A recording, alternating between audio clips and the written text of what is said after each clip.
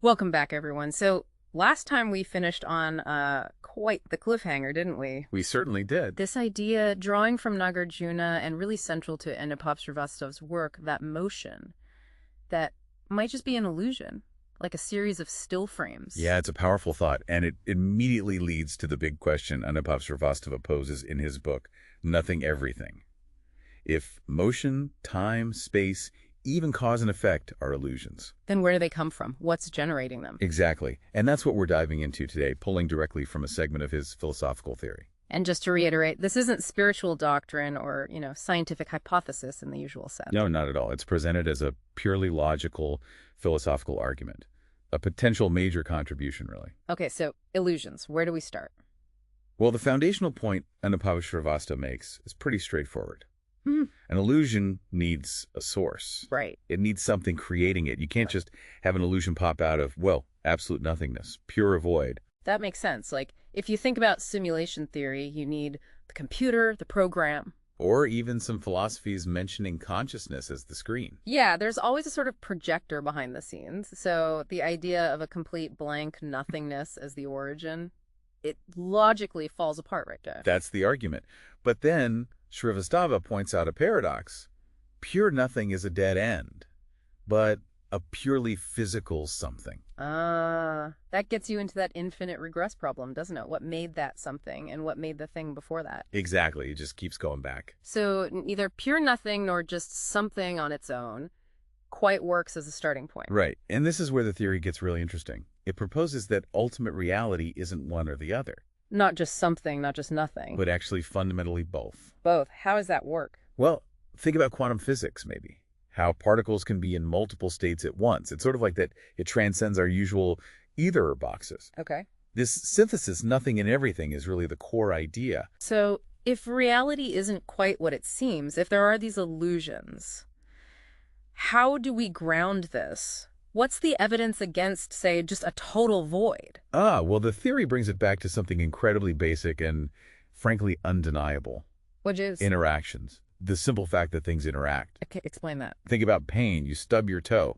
That feeling isn't just, poof, an illusion in empty space. No, it involves nerves firing, signals to the brain, energy transfer. Precisely. A whole chain of real interactions. And for those interactions to happen, there has to be something there for them to happen within. Oh, okay. Okay, that makes sense. What other examples? Well, reproduction. Creating new life. That's incredibly complex interactions of matter, energy, information. Definitely a cause and effect there. Impossible in a void. Or even disease, bacteria, viruses. They spread, they affect organisms. That requires a real environment, a substrate for interaction. Right, they need something to travel through and act upon. And even the travel paradox we touched on. Motion might be an illusion frame by frame, but the act of traveling, getting from A to B, has definite, observable consequences. You end up somewhere different, things change. So these tangible, everyday interactions are presented as proof. Proof that it can't just be a conventional void we're experiencing. Exactly. They demonstrate the existence of something, but that leads to the next big hurdle. Which we hinted at before. Right. The question, why is there something rather than nothing? The theory argues that an isolated something actually can't exist on its own. Because of that infinite regress problem again. If it's just something, you have to ask what supports it, what contains it. Yes. Like a building needs land underneath it, right? Or an island isn't just floating in nothing, it's connected to the Earth's crust below. Nothing exists in total isolation without needing something else to explain its context or origin. Precisely. So how do you stop that endless questioning, that infinite regress? The only way the theory proposes is if the something isn't just part of a larger context. Yeah. It is the complete context. It has to be already complete, self-contained. And the only thing that can be truly, absolutely complete is everything. Everything. Wow. Okay, so what does that mean, everything?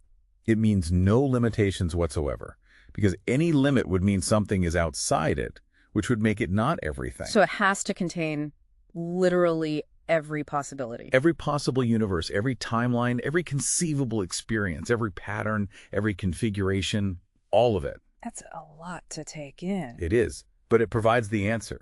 Something exists, our universe, our experiences, because it's just one aspect, one part of this total everything. And everything exists because Well, there's literally nothing else that could possibly prevent it, nothing outside it to stop it. That's the essence of the argument. It's a breathtakingly complete philosophical picture for all of existence. It really is.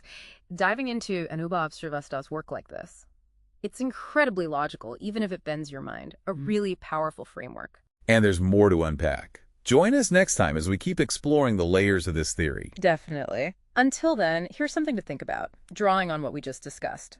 What's one specific interaction you notice in your daily life, however small, that really shouts, something is here, even when you consider the possibility of illusion? Just something to ponder.